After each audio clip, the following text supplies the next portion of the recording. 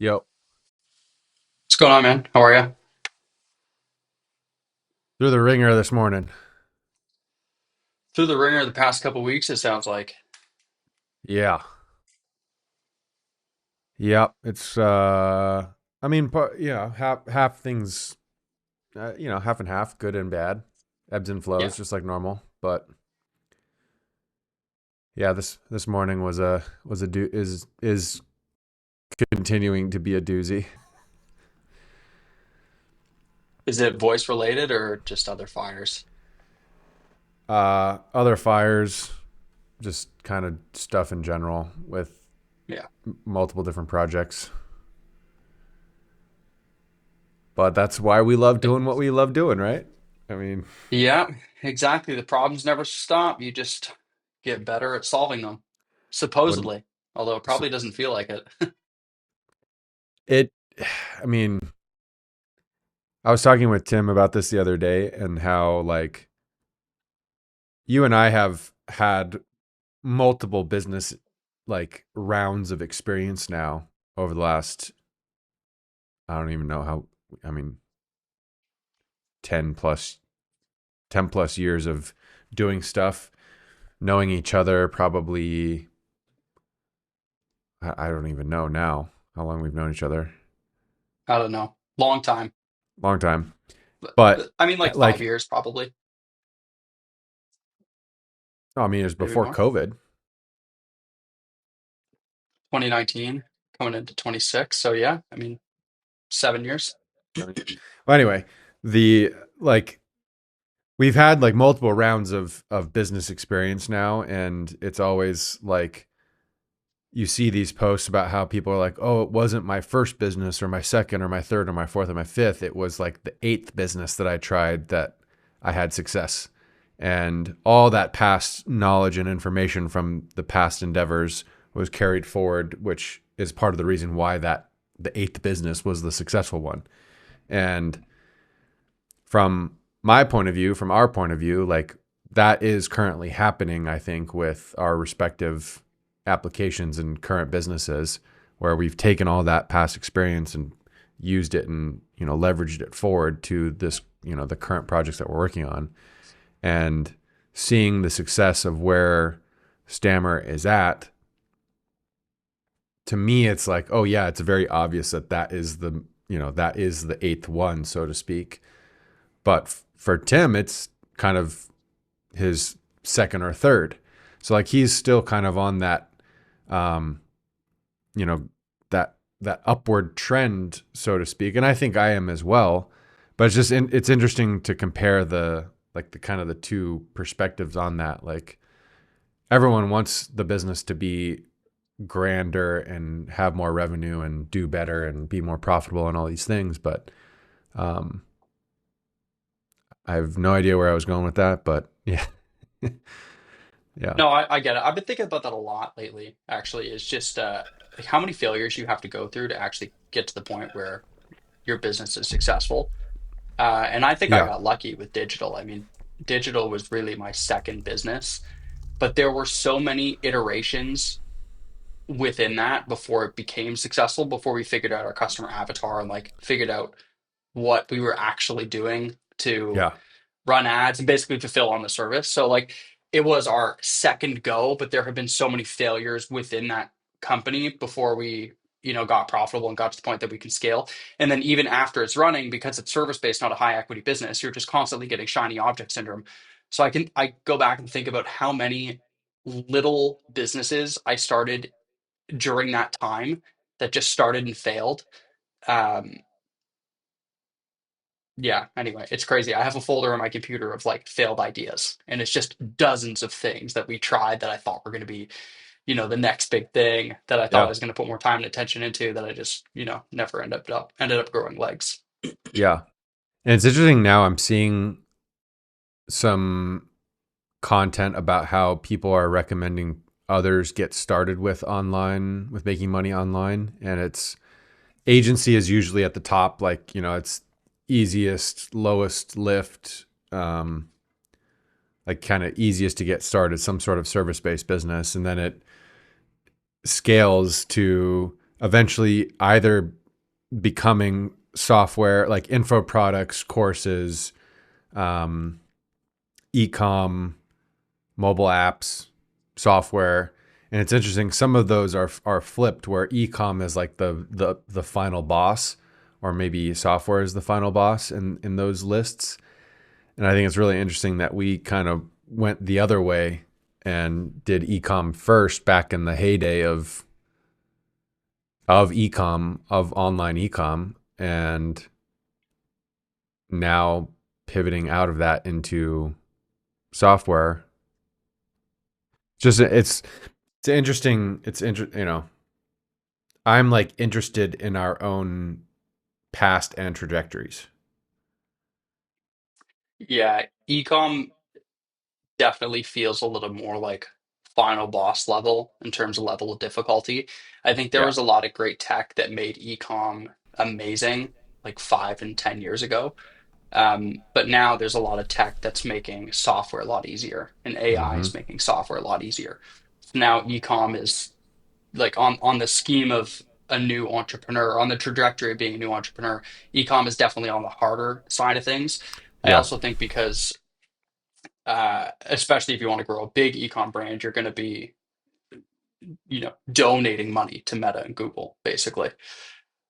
So the Yeah. margins are thin, man. And if you want to, build $1 million ecom business, I think you definitely can doing it organically, just like building it with your own content.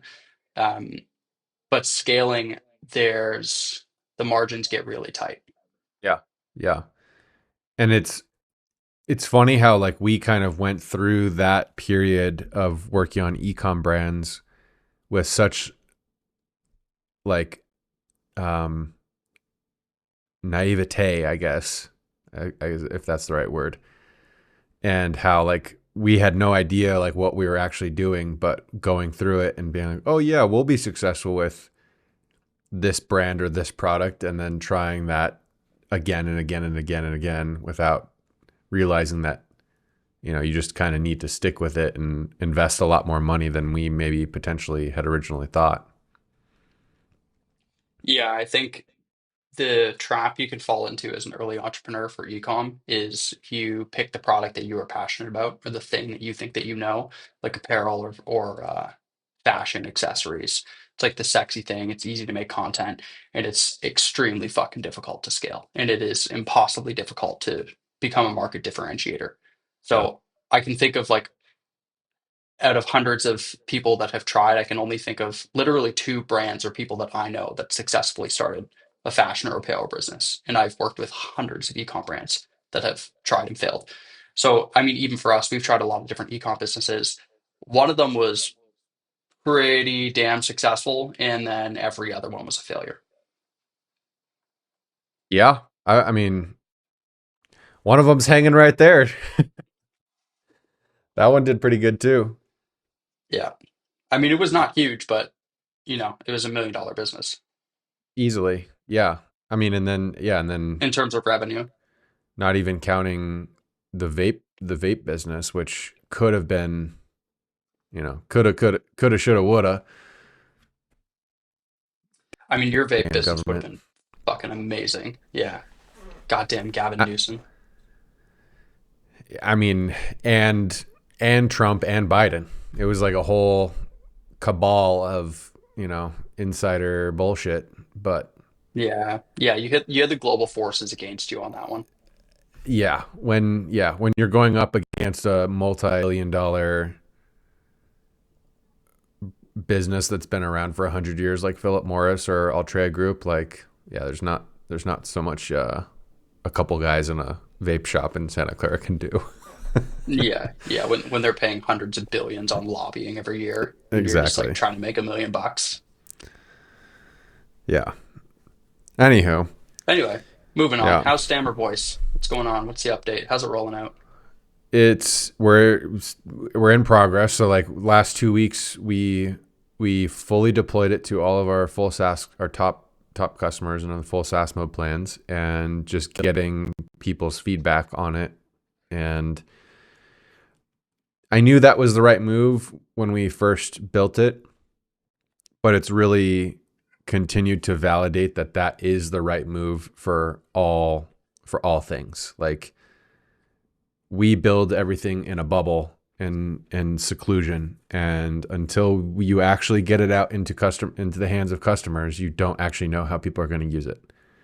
And sure enough, there's things that we missed. There's things that we understood that they didn't understand. Small little changes to the flow of how things work and how things scale. Um, I'm also very glad that we started at a higher price, which is going to allow us to go down eventually in price. So that will be nice. Um, every demo that we're doing, we we show how easy it is to build it, and then we call it, and then we let people hear it, and they're like, "Oh hell yeah, I want that right now." So the quality is amazing. The feedback that we're getting from the demos is incredible. The end businesses that have started to use it are finding success and value within the core functionality. Everything is like working, and we just now need to continue our rollout. So like today, tomorrow, we're rolling it out to all agency plans, which is our second tier. And that will cover our entire customer base of customers that will get it included in their plan at no extra cost for one voice agent. And if you want more, you have to purchase more. And then over the weekend, my goal is to get the website updated to Stammer 2.0, which is going to have chat and voice be the main. Because right now the website doesn't have anything about voice still. So we wanted to make sure that our existing customer base got voice first. Then we allow new customers to sign up and get access to it and try it out,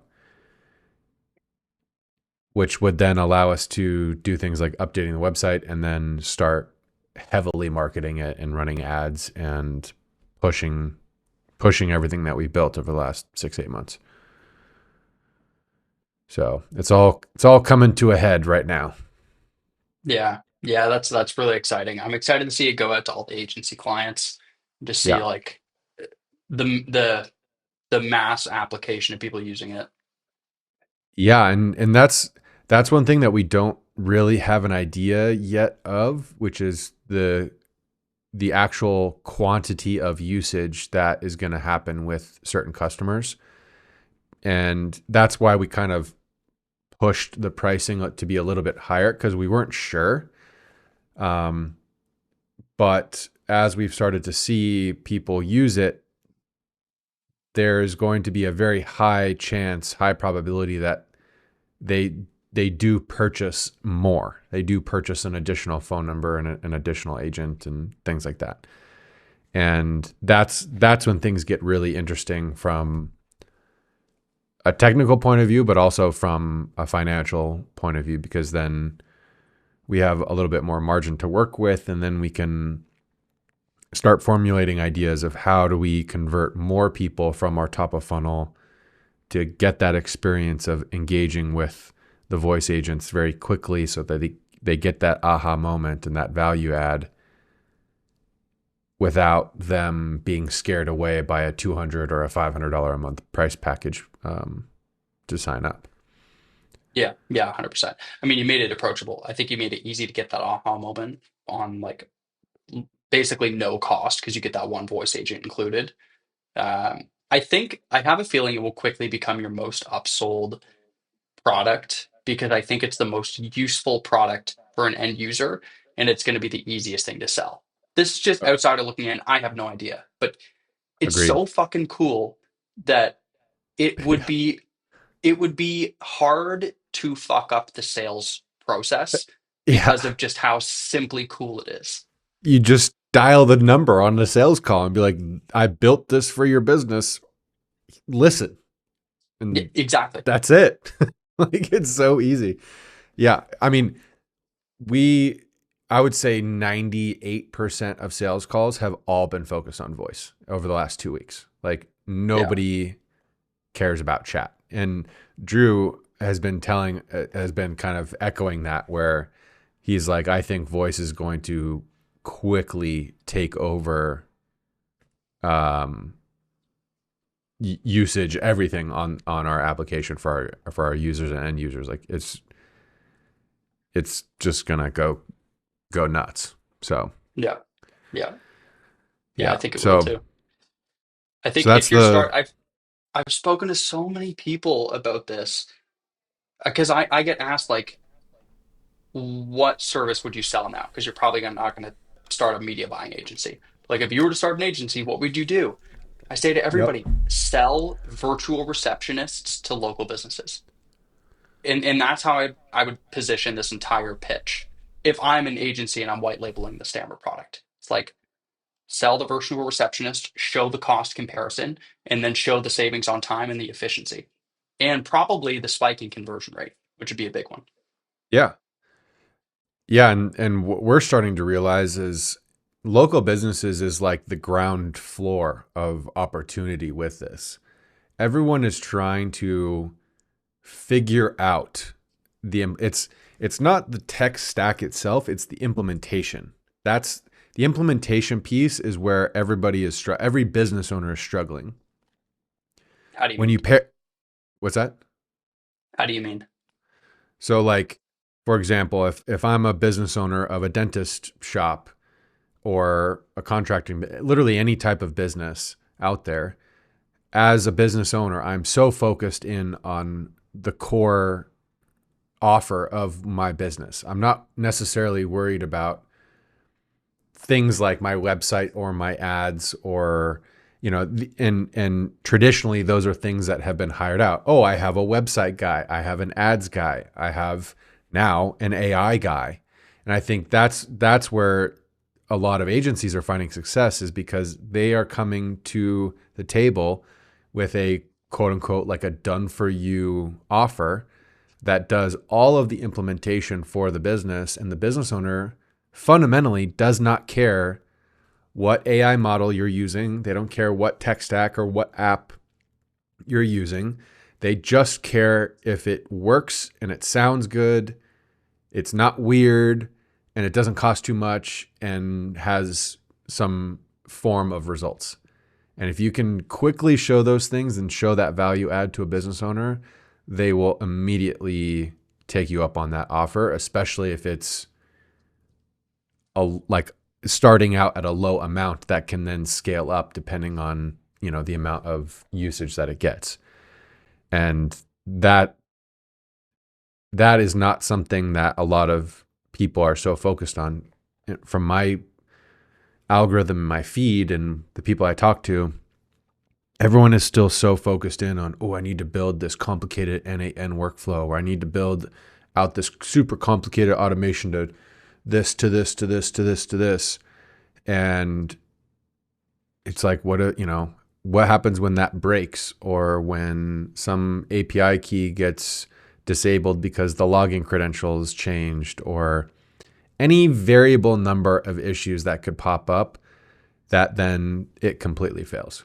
And then the implementation is now no longer there. So the business owner now gets a bad taste in their mouth. So that's why you should use Stammer AI. It's true. It's true. And I see people building these N8N workflows with like API refreshes every 60 days to keep it all connected. And it's like this super complicated block. Yeah. But man, the end user does not care. Like the No. customer will look at the screenshot and say, wow, that's crazy. I don't know what any of that is. Whereas ultimately, the only thing that matters is how effective the system is and how often it doesn't go down, basically. Yeah. But it Yeah. just goes back. I mean, what you said about picking the right tech stack.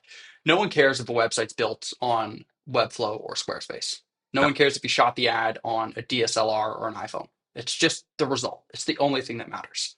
So, especially from an AI perspective, your customer has no fucking idea what you're talking about. They really have no clue what any of the technical jargon. So it's just Yeah. like showing them the end result, and that's why I think this demo is super cool because it's just, hey, business owner, I built this customer support rep for you. call this number and find out how cool it is. Yep. And we, Imagine the cold outreach if you did that. It's like the modern day equivalent of making Loom videos for someone. It's like, hey, I built this AI customer service rep for you. Here's the phone number. Call it. It's literally your business's customer service rep.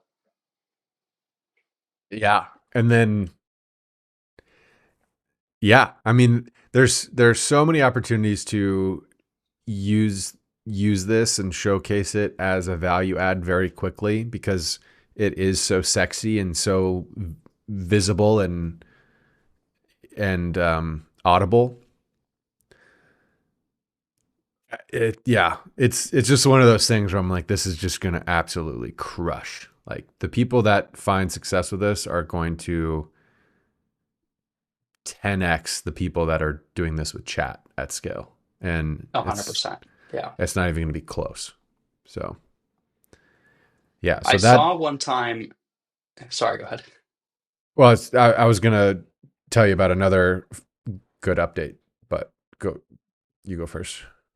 Okay, all right. So, guerrilla marketing idea for getting this voice agent out there. I Yeah. saw one time a billboard with a phone number that was like the call number for an AI agent. Uh huh. And I saw another marketing campaign. It was like they printed 2,000 flyers in the UK with a QR code that said, I can't believe you cheated. I know what you did. And they just like scattered them around different local businesses. And anybody is curious, like, oh, what is this? Because they Uh want huh. to get the juicy gossip and catch Yep. somebody in the act. So I scan it.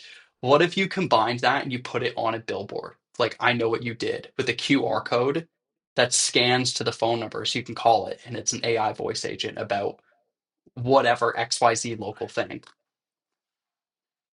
I bet you it would That's do really well.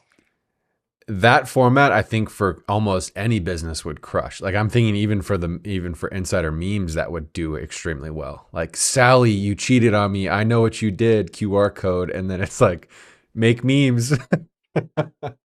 I thought about doing that. Kathy and I talked about that, doing that for Bambi because we spent like 2 months in Naples and it's highly populated and it's a bunch of wealthy parents.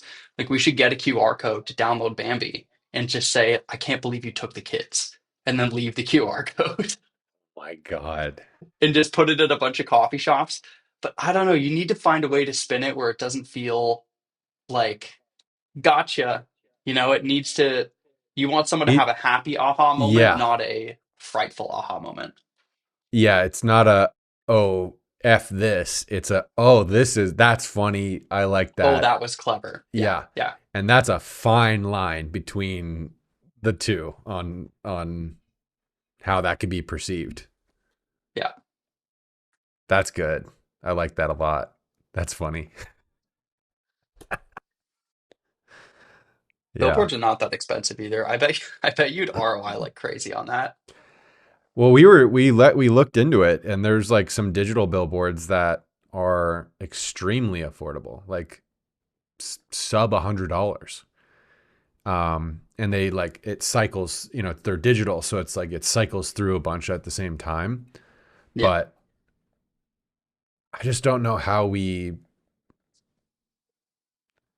I don't know how we like get at. There's no way to get attribution or like I don't know. It's just I think it's one of those things where it's scaled brand awareness, not necessarily conversion. And right now we just need to go for conversion. Yeah. Yeah, yeah, yeah, for sure. No, there's definitely no attribution Yeah. at No. all. But the attribution is if you're small enough and you do something like that, you can see the obvious incremental lift in revenue. Yeah. But if Exactly. you're already a big business, it's just a brand awareness play. Yeah. So the other great piece of news that I have. So I think I was mentioning maybe a couple weeks ago how our OpenAI bill was skyrocketing. Hmm. We finally got a fix out for it. And we figured out where the leakage point was. We figured out why we were getting charged so much.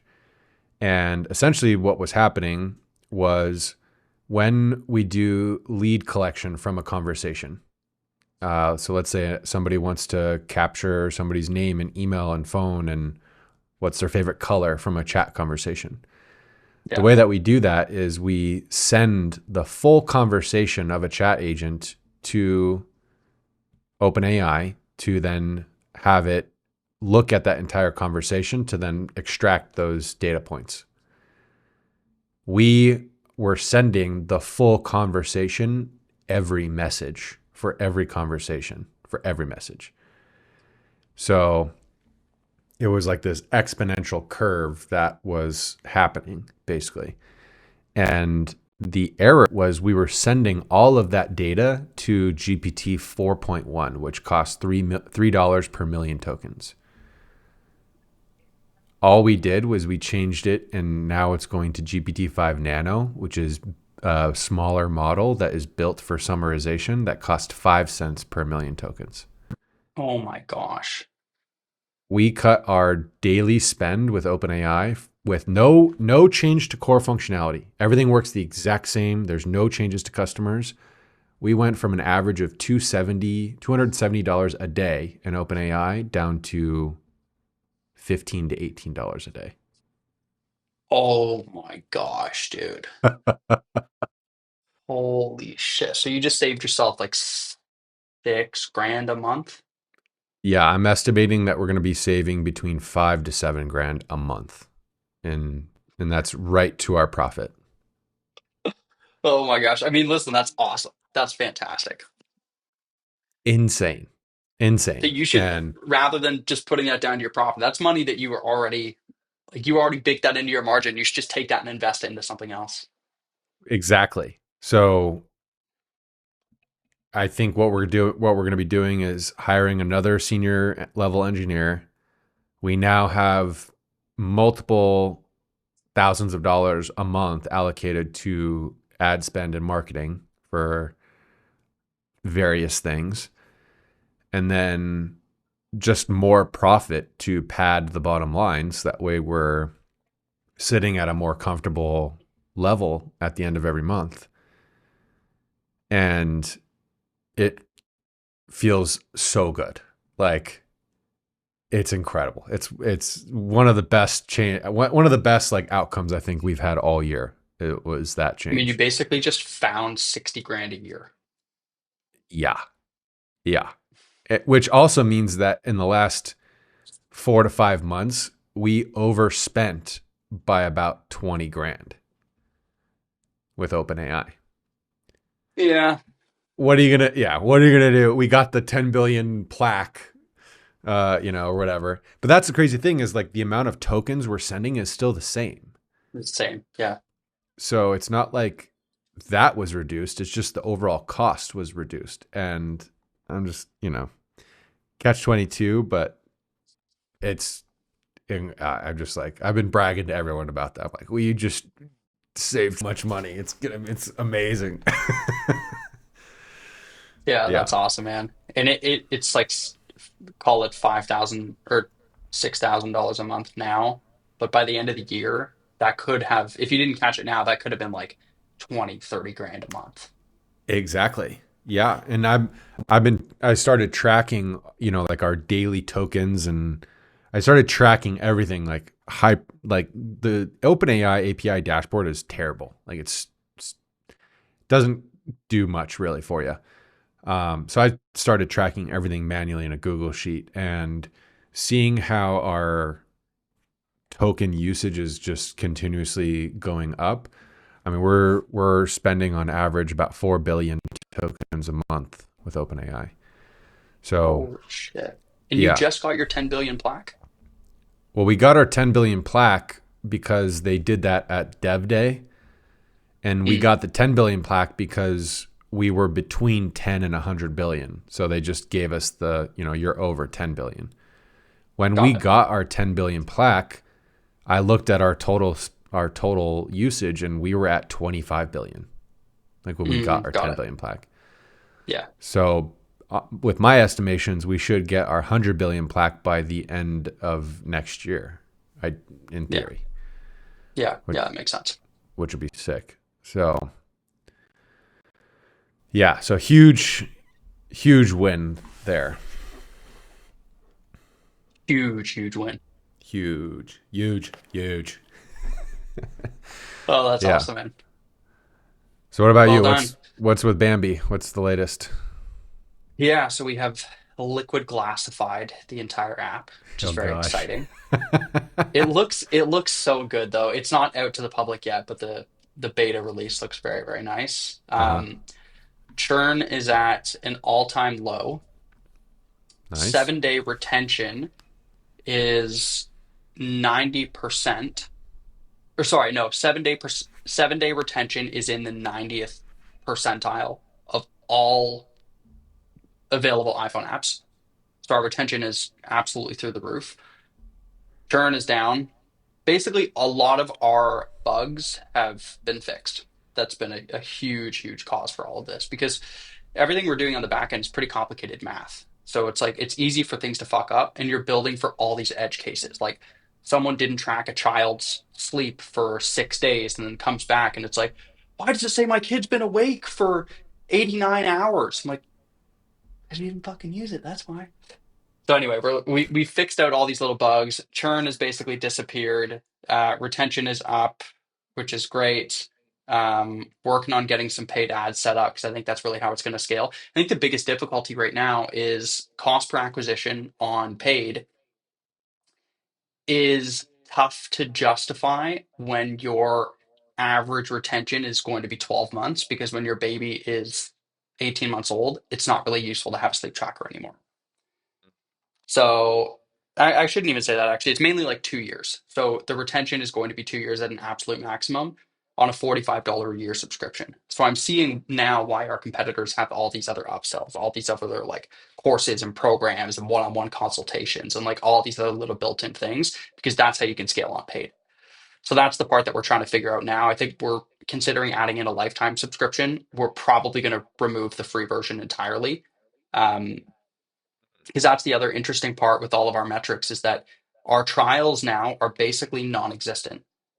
Like literally we have one active trial right now, but every day we get people subscribing to the annual plan because they choose not to go through the hard paywall, but then they're using the app on the premium version for 7 days, and then when it converts to paid after the 7 days, they're like, oh wait, no, I actually need all these features. So the trials are non-existent because no one wants to convert on a hard paywall that they haven't used, but then they end up subscribing anyways at the end of the 7-day period. So despite going to free, the revenue has pretty much stagnated, um, but it came with the benefits of less churn and higher retention. So anyway, How's everything's good. Now we reviews? just need to get up to a point of scale, like reviews on the actual app, you mean?